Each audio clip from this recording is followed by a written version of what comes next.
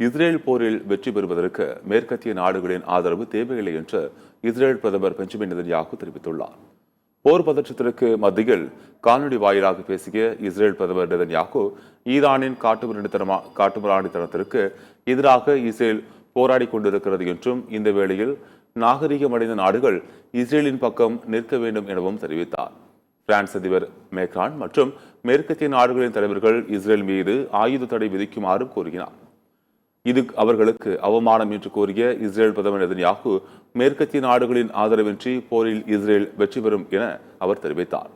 காசாவில் ஹமாஸ், லெபனானில் Hezbollah, ஏமனில் ஹவுதிகள், Iraq மற்றும் சிரியாவில் ஷியாக்கள், மேற்கத்திய பயங்கரவாதிகள் போன்ற பலமுனை தாக்குதல்களால் இஸ்ரேல் பாதிக்கப்படுவதாக குறிப்பிட்ட அவர், இந்த நேரத்தில் இஸ்ரேலுக்கு ஆயுதங்களை வழங்குவதை நிறுத்துவது பெரிய பாசாங்குத்தனம் என அவர் தெரிவித்தார். மேற்கத்திய நாடுகளின் அவமானம் இந்த போரின் வெற்றிக்கு பின்னரும் தொடரும் என்றும் நெதன்யாகு கடுமையாக விமர்சித்துள்ளார்.